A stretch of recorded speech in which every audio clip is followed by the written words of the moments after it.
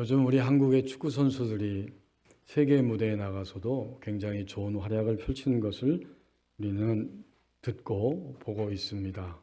저도 초등학교 5학년 때 축구 선수는 아니었지만 타 학교 축구부가 와서 시합하는데 갑자기 전반전 끝나고 코치 축구부 선생님이 저를 후반전에 뛰라고 해서 깜짝 놀라면서 어쩔 수 없이 뛰었습니다. 전반전에 1대1로 지고 있다가 아무튼 후반전에는 한 골을 우리 선수들이 넣어서 무승부 경기를 했던 기억이 있습니다. 이 축구 경기를 보면 바로 우리 자신의 인생을 보는 것과 같습니다. 축구 경기는 시간이 제한되어 있습니다. 제한된 시간에서 운동 경기를 할 뿐만 아니라 제한된 공간 안에서만 축구를 할 수 있습니다. 그것을 벗어나면 경기가 인정이 되지 않습니다. 결국 우리는 지난 한 주간도 살아오면서 제한된 시간 속에 살아온 것이고, 더 나아가서 법원이라고 하는 또는 경기도라고 하는 대한민국이라고 하는 이 제한된 공간 안에서 살아왔습니다. 그렇다면 모든 인간은 태어나면서부터 한 사람이 태어나서 이 땅을 떠나 죽을 때까지 시간이라고 하는 공간, 그죠? 또 환경이라고 하는 공간, 이런 공간 안에서 우리의 인생을 살아가게 되는데 무엇이 과연 진정한 진리이고 생명이고 행복일까? 늘 우리 가슴 속에는 이러한 의문과 질문을 품고 살아가는 중에 있을 것입니다. 무엇이 오늘 내 가정 안에서, 내 직장 안에서, 나의 삶의 영역에서 나를 살리는 생명이고 바꿔 표현하면 행복이고 보람일까? 이것을 우리는 가슴속 깊은 곳에서 고민합니다. 그래서 종종 말하지 않습니까? 우리 남편이 이래, 우리 애들이 이래, 우리 아내가 이래, 우리 상사가 이랬어. 내가 이러고도 계속 이 직장 다녀야 돼? 라고 하는 이런저런 말들을 하며 살아갑니다. 이렇게 시간과 공간 안에 사는 우리에게 하나님은 무엇을 행하고 계시는 것일까? 오늘 본문에서 하나님이 하시는 일이 무엇인가를 우리에게 잘 보여주고 있습니다. 1절, 2절 말씀을 보십시오. 하나님은 자신들에게 주어진 어떤 특정한 시간과 공간을 살아가고 있는 하나님의 사람이 된 모세와 아론을 통해서 그 시대에 하나님과 소통할 수 있는 모세와 아론을 사용하셔서 그들이 하나님의 심부름하면서 함께 애굽에서 나와 광야를 지나가고 있는 백성들을 보시고 레위 지파 사람들 가운데 구별해서 특별히 그 가운데 또 고핫 자손을 구별해서 숫자를 헤아려 보아라. 이것이 1절과 2절이죠. 여호와께서 모세와 아론에게 말씀했다는 말은 하나님이 그 시대 그 시간 공간 안에서 유일하게 소통할 수 있고 알아듣고 말할 수 있는 사람은 모세와 아론이었다는 거예요. 그러니까 그들에게 다가가셔서 명령하시기를 2절에 레위 자손 중에 레위 지파 중에 고핫이라고 하는 자손을 몇 명이나 되는지 숫자를 헤아려 보아라. 이 말은 고핫 자손이 해야 할 일이 있고 그들을 통해서 내가 이루어야 할 사명이 있다, 이런 말이죠. 민수기는 애굽에서 나온 이후에 광야 생활하는 백성들에게 모세를 통해서 주시는 말씀이고 오늘 우리에게도 주시는 말씀이에요. 과연 노예 생활에서 나왔는데 광야를 지나면서 그들이 어떤 신앙적 반응과 불신앙적 반응을 보였고 그들의 실상이 무엇이고 거기에 하나님은 어떻게 그들을 붙잡으셨고 사탄과 악한 영은 계속해서 그들을 충동하였고 육신의 세력은 육인지 영인지도 모르고 사탄의 충동을 받아서 하나님을 거역하고 지도자를 거역하면서 어떻게 살아갔는지 이 광야의 여정을 끊임없이 보여주는 말씀이 민수기입니다. 민수기가 시작될 때 1장에서 출애굽하여 광야로 들어온 백성들의 숫자를 정확하게 헤아리게 하셨고 그 다음 26장에 가면 하나님은 두 번째로 인구조사를 하시면서 누가 이 광야를 이만큼 지나오면서 여호수아와 갈렙처럼 가나안 땅을 정탐한 이후에 불신앙과 후퇴에 떨어지지 않고 누가 과연 여호수아와 갈렙의 길을 따라서 지금까지 진행하면서 26장까지 올 동안 광야를 지나왔는지, 다르게 표현하면 누가 주님 믿고 시간이 가면 갈수록 성장하고 성숙해서 생명적인 신앙의 자리까지 들어왔는지, 그 두 번째 인구 조사를 하게 하신 것입니다. 이 백성들의 숫자 전체를 셀 때 그 제사장들과 레위 지파의 총 인원이 있고 백성들의 대표인 지휘관, 감독들이 있고 그들이 드린 재물이 있고 등등등 숫자에 관한, 통계에 관한 일이 쭉 기록되어 있습니다. 그래서 백성들의 숫자를 세다 하는 의미에서 민수기라고 이 책의 말씀의 제목을 붙인 겁니다. 숫자를 센 거예요, 백성들의. 그게 바로 민수기입니다. 영어 성경은 이것을 그렇기 때문에 넘버즈라고 이름을 붙여놨습니다. 맞죠? 숫자를 헤아린 거예요. 누가, 얼마만큼의 사람들이 광야를 지나면서 탈락하지 아니하고 하나님의 능력과 구원의 손길을 따라서 계속적으로 걸어가고 있었느냐? 초기 1장에 시작해서 26장 갈 때까지, 우리가 주님 처음 믿었을 때, 그리고 1년, 2년, 10년, 20, 30년 평생 믿을 동안에 누가 과연 진정한 하나님의 백성의 숫자에 들어가고 있는지, 그것을 두 번째로 인구조사를 통해 헤아리고, 이 말씀은 다 우리에게도 오늘 해당되고 있습니다. 결국 광야에서 하나님의 길을 탈락하지 아니하고 따라가는 사람들이 있었다. 이것을 민수기가 뚜렷하게 보여줍니다. 그러므로 이 민수기는 두 가지 측면을 담고 있는 말씀이면서 의미는 하나입니다. 광야에서. 그리고 몇 명이나, 이게 민수기 전체 내용이에요. 오늘 우리도 마찬가지죠. 너나 할 거 없이 인생의 쓰리쓴 광야를 몸으로, 온몸으로 느끼고 마음으로 고통스러워하면서 광야를 지금 지나가고 있는데, 이 오늘의 광야에서 몇 명이나 탈락하지 않고 하나님 이끌어가시는 그 길을 가고 있는가? 나는, 우리 가족은, 우리 법원님께 교우 전체는, 이 대한민국의 교회와 그리스도인들은 이 광야의 현실 속에서 몇 명이나 생명의 길을 탈락하지 않고 걸어가고 있는 것인가? 이것을 오늘에 적용되는 말씀으로 하나님이 우리에게 들려주십니다. 하나님이 그토록 가라고 하는 유일한 길이 있고, 그 길은 어떤 길이냐면 거룩한 길입니다. 생명의 길이면서 유일하게 걸어가야 할 거룩한 길이에요. 넘어져도 또 일어나고 다시 일어나서, 인간이면, 주님을 믿은 신자면 걸어가야 할 유일한 길이 있다면 거룩한 길이다. 이걸 반복적으로 일깨워 주십니다. 이것을 우리에게 사실은 도전하고 있는 거죠. 오늘 2025년 이 대한민국의 땅, 이 시간 공간 안에서 나는 오늘 이 거룩한 길을 계속 흔들림 없이 쓰러지지 않고 걸어가고 있는가? 이게 우리에게 오늘 이 본문이 도전하고 있습니다.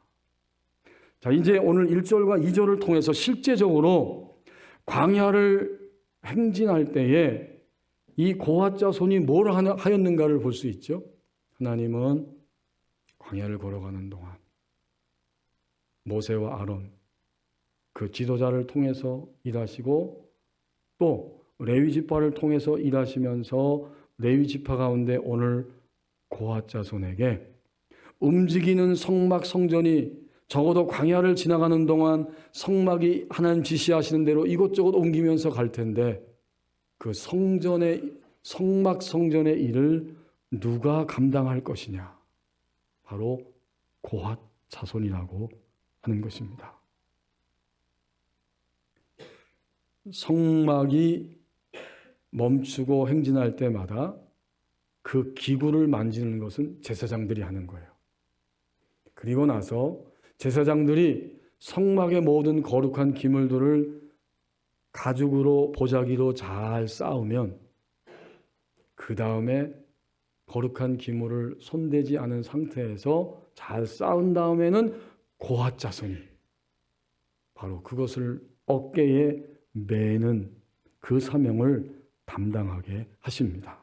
그래서 2절에서 이 고핫 자손의 숫자를 세라는 것이고, 밑으로 내려와서 4장 15절 말씀에 보면 더 분명하게 이렇게 말씀합니다. 민수기 4장 15절 말씀. 진영을 떠날 때 한 곳에 머물렀다가 하나님이 이제는 일로 이 방향으로 옮겨가라 할 때 아론과 그의 아들들이, 이 말은 제사장들이 성소와 성소 안에 있는 모든 기구를 가죽으로 보자기도 다 잘 싸서 이동할 수 있게 덮는 일을 마치거든 그 다음에 고핫 자손들이 와서 낼 것이니라. 그러나 성물은 만지지 말라. 그들이 죽으리라. 회막 물건 중에서 이것들은 고핫 자손이 낼 것이다. 이제 고핫 자손은 뭘 하느냐? 성막에 지극히 거룩한 이 기물들을, 다 포장된 기물들을 요 자손이 어깨에 메고 그리고 광야길을 함께 행진하게 됩니다. 여기서 거룩이 무엇인지를 먼저 생각해 볼 수 있습니다.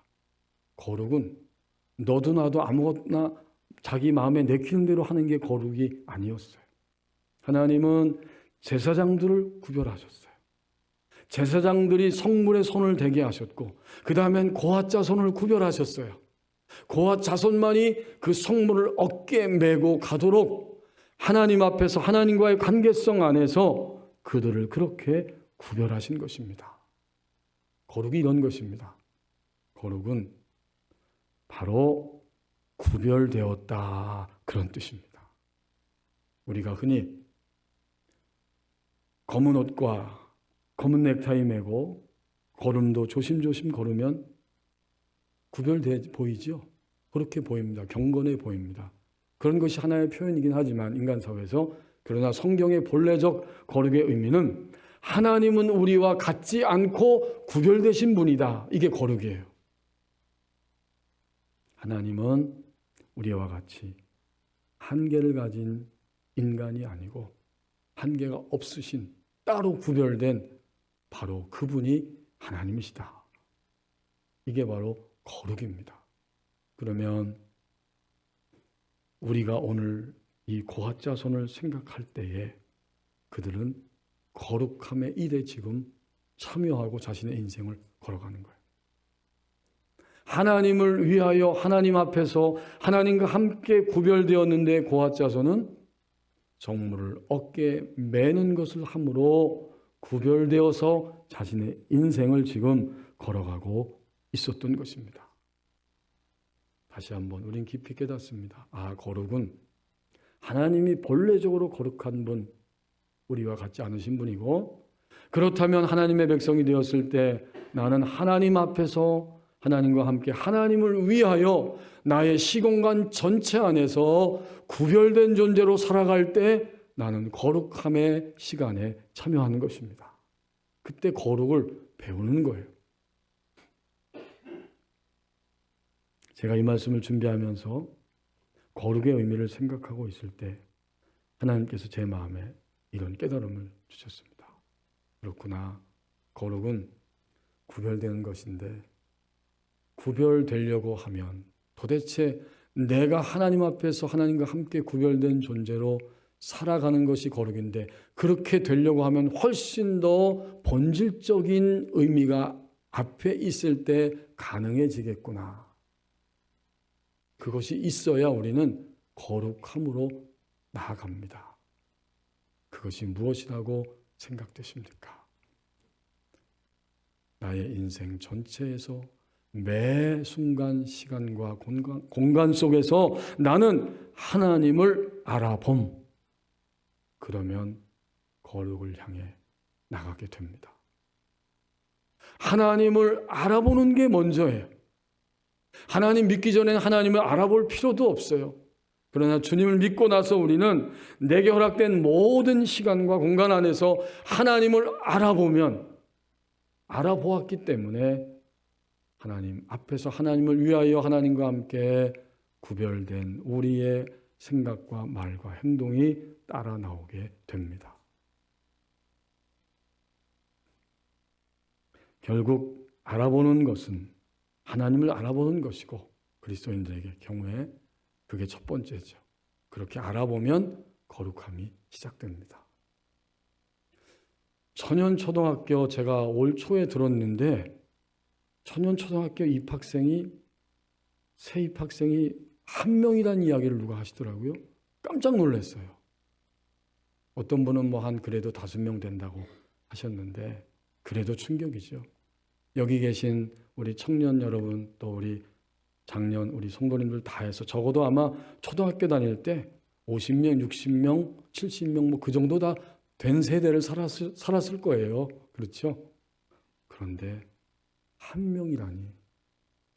그리고 한 학년 1학년, 2학년, 3학년 이 한 학년의 숫자가 30명 정도도 안 된다는 거예요. 굉장한 충격이에요. 하지만 우리가 초등학교 때 그 운동의 날을 기억하면 수많은 학생들이 선생님과 또 우리 부모님들이 다 함께 있는 장소에서 운동회를 했어요. 그때 아주 신기한 일은 뭐냐면 그 많은 학생들 가운데서도 부모님은 자기의 아들을 알아본다는 것입니다. 금방 알아봐요. 그렇게 수많은 아이들이 있는데 제가 연애를 할 때 저희 아내를 만날 때 보니까 전철역에서 이렇게 내려와도 수많은 사람들이 쏟아져 내려와도 제 눈에 저희 아내는 금방 알아보겠더라고요. 우르르 내려와도. 그렇죠. 알아보는 것은 이런 것입니다. 오늘 우리의 삶이 어떤 환경 가운데 있든지 내가 만약 나의 환경 속에서 즉시로 수많은 고통과 아픔이 함께 공존하는 나의 시간과 공간들이지만 거기서 하나님을 알아볼 때 우리는 알아보는 순간 어떡하죠? 마음이, 감정이 통하고 몸이 움직여서 알아보기 때문에 부모님은 자녀를 향해, 연인들은 자기의 연인을 향해, 그리스도인들은 하나님을 알아보았기 때문에 하나님을 향해 달려갈 수 있게 됩니다. 거룩은 이렇게 시작되고 이렇게 진행됩니다. 바꿔 말해 보십시다. 여전히 내 마음이 거룩하지 못하고 생각이 거룩하지 않고 행동이 최종적으로 거룩하지 않다면 나는 그 부분에 있어서는 아직 하나님을 전적으로 알아본 것이 아닙니다. 이것은 숨길 수 없는 사실이에요. 나는 꼭 그 문제에 있어서, 그 방면에 있어서, 그 일에 있어서는 하나님을 알아보지 못하고 사는 것입니다. 이게 참 가슴 쓰린 거예요. 주님 믿은 지가 벌써 1년, 2년, 10년, 20, 30년, 40년이 넘었음에도 불구하고 여전히 우리는 하나님을 알아보지 않은 이러한 영역이 내게 덕지덕지 붙어 있습니다. 하나님을 알아봄으로 인해서 하나님을 알아보는 만큼만 정확하게 나는 이전과 똑같은 반복된 행동을 하지 않을 수 있게 되고 하나님을 알아본 만큼만 정확하게 섞여서 혼합시키지 않고 순수하게 되고 하나님을 알아본 만큼만 정확하게 나는 하나님을 위하여 구별된 동기와 생각과 감정으로 움직이며 행동할 수 있습니다. 만약 내가 어떤 방면에 어제도 오늘도 그렇게 오늘 움직인다면 그 시간은 어떤 시간일까요?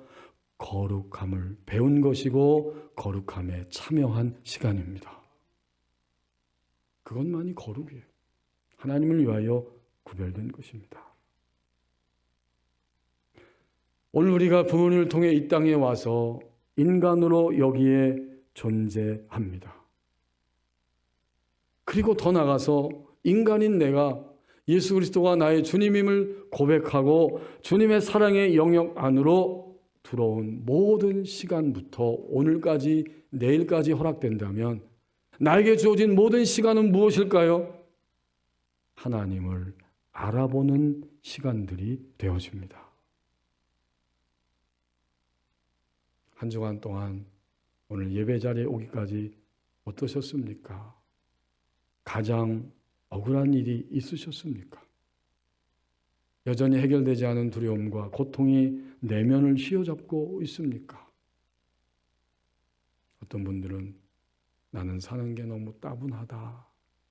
그럴 분들도 계실지도 모르고 너무 분주하고 지치고 벅차서 이런 거 저런 거 따질 겨를도 없이 나는 그냥 쓰러져 잠만 자고 싶다. 이런 분들도 계실 수 있습니다.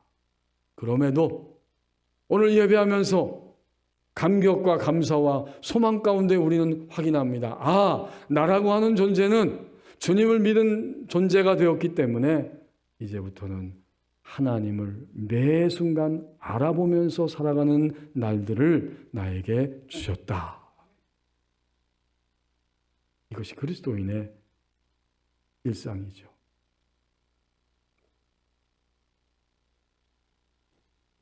16세기에 가톨릭 교회의 종교개혁을 주도했던 스페인의 아빌라 데레사라고 하는 귀한 영성가가 있습니다. 그녀는 주님을 만나고 나서 거듭난 자기의 속사람이 육체가 성장하듯이 계속해서 성장하고 성숙되는 것을 경험하면서 하나님의 감동을 받아서 영혼의 성이라고 하는 책을 썼습니다.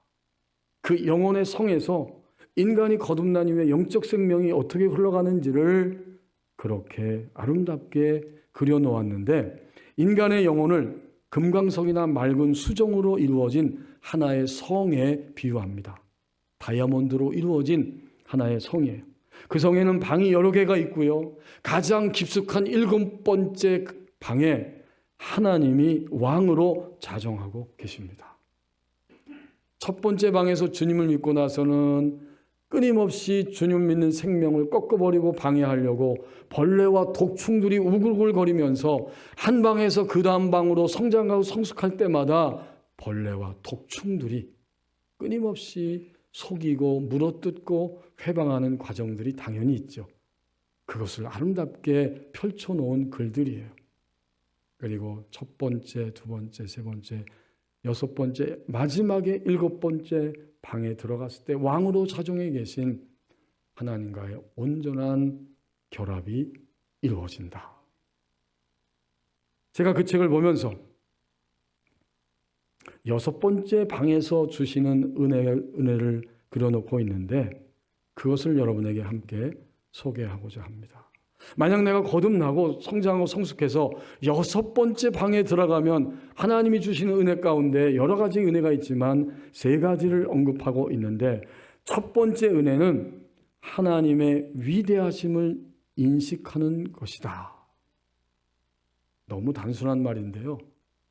정말 하나님이 위대하시다는 것을 내 속사람이 인식하는 거예요. 하나님을 이렇게 알아본 것입니다.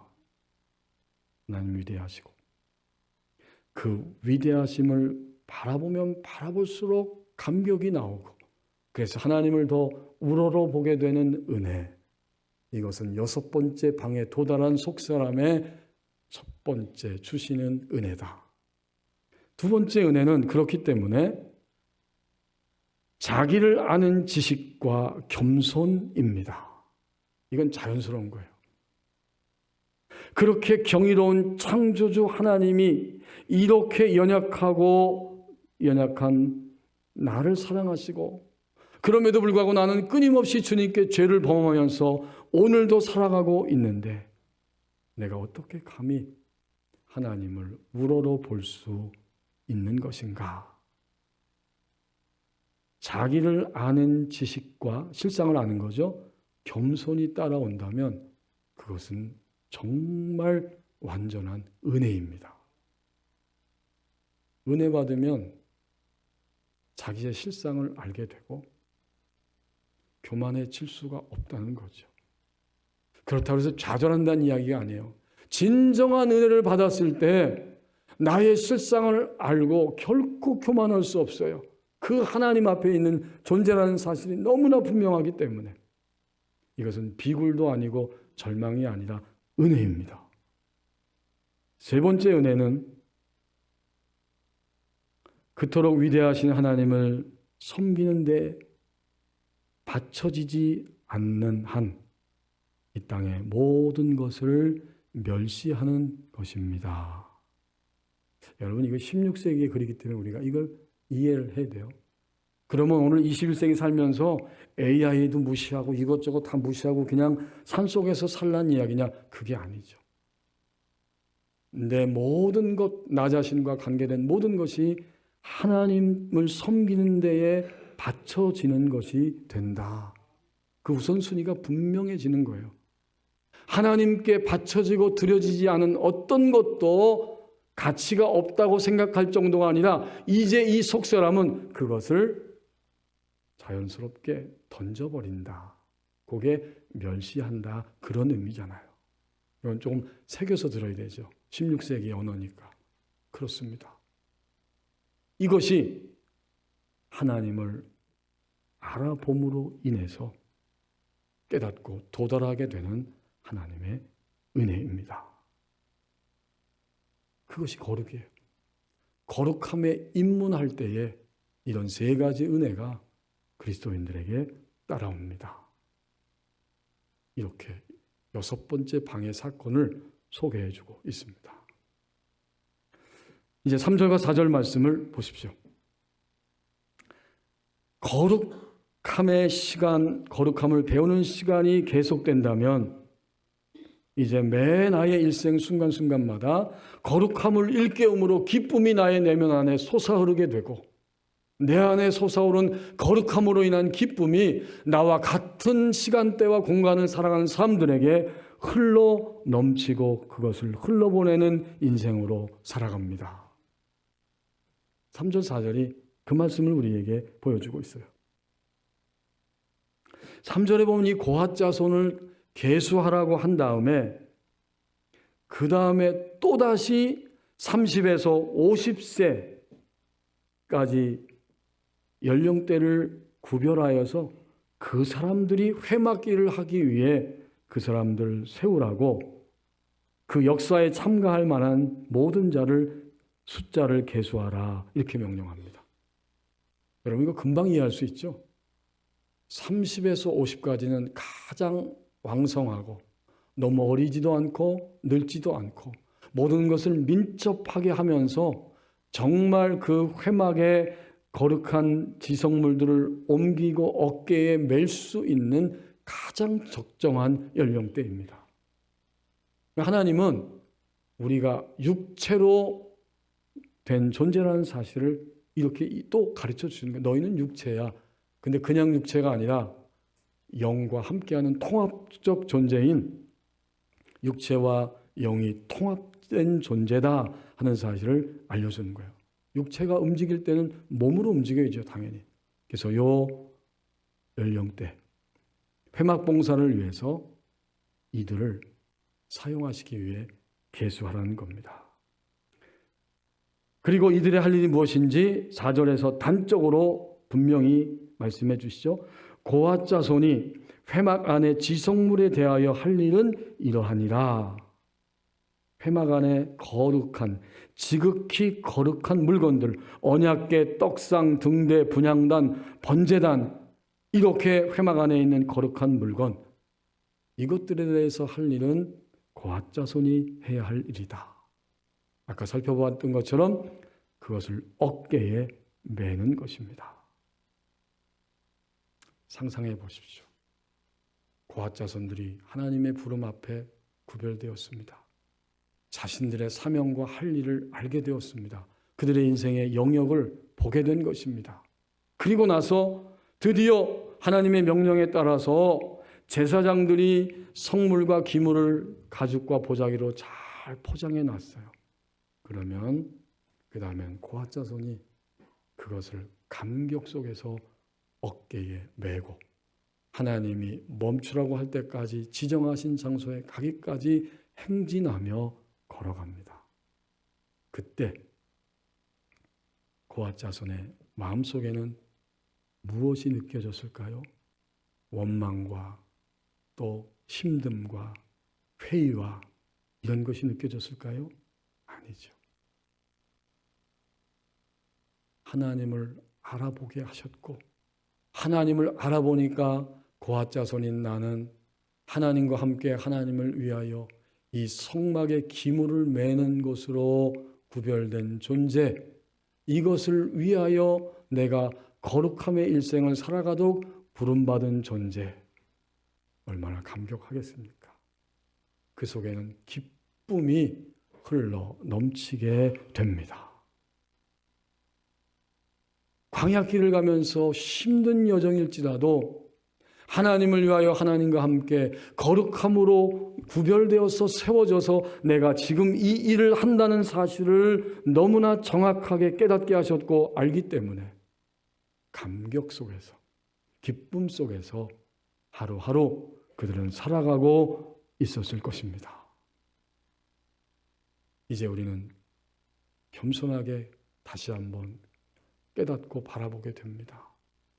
하나님이 오늘 나를 고핫 자손으로 내게 일정한 시간과 공간 안에 살도록 우리에게 인생을 허락해 주셨습니다. 누가 메고 있어요? 30세에서 50대.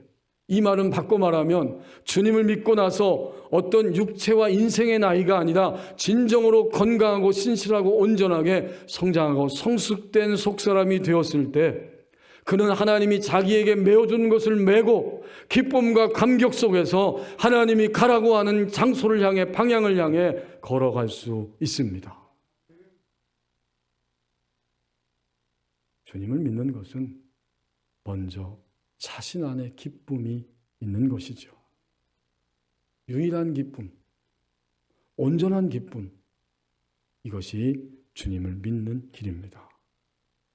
이것이 없이는 오늘 이 혼란한 시대, 도전이 너무나 많은 시대, 유혹이 많고 공격이 많은 시대 속에서 진정으로 하나님을 위하여 구별된 존재로 살아가는 것이 너무나 쉽지 않습니다.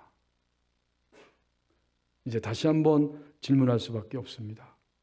주님 믿고 일주일 동안 사셨습니다. 여러분 안에 진정으로 속에서부터 흘러나오는 기쁨이 있으셨습니까? 아멘이죠.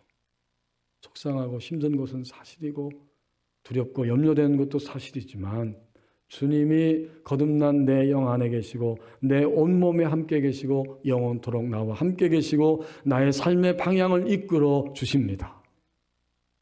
그 고백이 확인되면서 우리는 고핫 자손처럼 기쁨과 감격이 우리 내면 안에 있게 됩니다.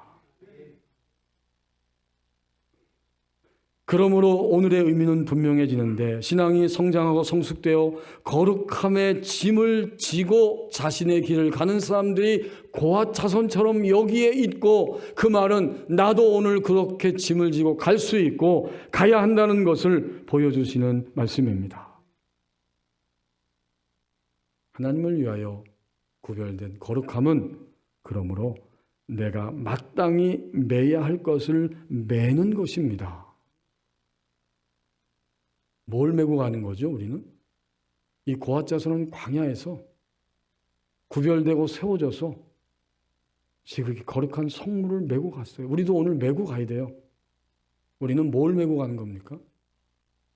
우리는 내게 허락된 모든 환경 전체를 메고 가는 것입니다. 여러분이 아멘 한 거 보니까 정말 아멘입니다.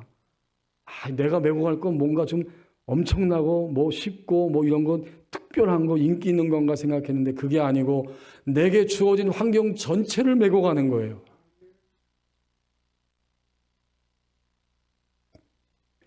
지금 여기서 하나님을 알아봄으로 반응한다면 메고 갈 수 있습니다. 그리고 오늘 내게 주어진 환경 100% 속에서 하나님을 알아보고 하나님이 지어주시는 그 짐을 메고 간다면 이미 그것으로 충분히 족합니다. 바꿔 표현해 보면 인기가 있어도 없어도, 사람들이 나를 알아주거나 알아주지 않아도, 인정하고 박수치거나 박수치지 않아도 하나님이 내게 메고 가라고 하는 것을 지고 가면 그것으로 너무나 충분히 족한 것입니다. 고핫자손처럼.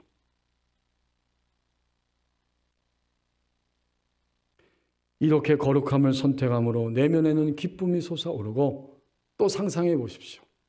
광야를 막 행진하고 있는데 백성들이 함께 따라오고 제사장 지도자인 모세와 아론도 가고 레위 지파, 또 백성들의 대표 족장 그 밑에 지파별로 쭉 가면서 보니까 저 앞에 성막이 움직이고 있는데 고핫자손이 지고 가고 있구나. 그럴 때 함께 따라가는 사람들은 어땠을까요? 그들도 역시 고핫자손이 메고 가는 것을 보면서 함께 감격하며 기뻐하며 광야길을 행진하게 되었습니다. 당연하죠. 우리가 나의 짐을 메고 갈 때, 하나님을 알아봄으로 메고 갈 때, 그때만이 사람들은 내 안에서 있는 기쁨을 느끼게 되고 그것이 흘러가고 전염되는 역사가 일어나게 됩니다.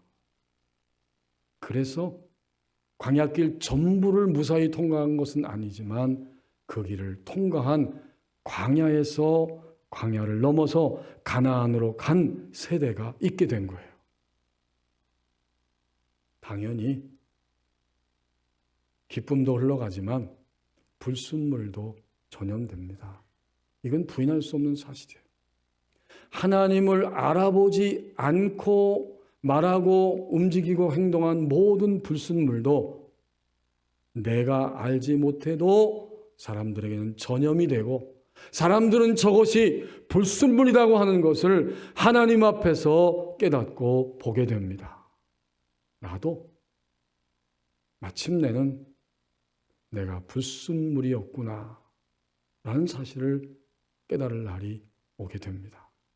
그러나 원리적으로는 자신이 메어야 할 것을 메고 걸어갈 때에 모두가 다 기뻐하고 기뻐하면서 내게 허락된 시간들을 살아갈 수 있게 됩니다. CCM 가수이고 목사님인 송경린 목사님이 공연하다가 자신이 자작곡한 은혜를 부르기 전에 이 찬양의 가사가 왜 이렇게 나오게 되었는지를 간증한 적이 있습니다. 그는 노트에다 하나하나씩 제목을 적었는데, 제목을 적은 다음에 가사를 하나하나 쓰고 있었어요. 그 제목이 은혜였어요. 은혜라고 제목을 짓고 하나님이 지금까지 나의 인생에 베푸신 은혜가 무엇인지 적어나가기 시작하는데, 다 적고 있는데 너무나 많았습니다. 계속 적었죠. 근데 한 2년쯤 가사를 적다가 2020년에 코로나가 시작되면서 그동안 적었던 가사를 다 지워버렸습니다. 그리고 가사를 다시 썼어요. 그 이유가 뭐냐면, 우리는 보통 은혜라고 말할 때 나 오늘 말씀에 은혜 받았어, 찬양에서 은혜 받았어, 오늘 이 캠프에서 은혜 받았어 라는 말들을 많이 합니다. 그거 다 은혜예요. 다 은혜입니다. 맞아요. 그런데 코로나가 시작되면서 돌아보니까 우리 삶이 이미 은혜로 가득 차 있었다는 사실을 깨달았다는 거예요. 하나하나 따져보니까 이미 물고기가 바닷속에서 헤엄치고 있었던 것처럼 이미 주님의 백성들은 하나님의 은혜의 바다 안에서 살아가고 있었다는 것입니다. 그래서 이렇게 말합니다. 우리가 어떤 길을 가더라도 내가 은혜 안에 있다는 사실을 잊지 않았으면 좋겠습니다. 오늘 나, 예배하는 나, 신자된 나, 한 인간으로 태어나서 죽을 때까지 오늘 송경민 목사님의 간증처럼 은혜임을 깨달았기에, 하나님을 매번 알아보았기 때문에 매 순간 알아봄으로 앞으로 나갈 수 있습니다. 기도하겠습니다.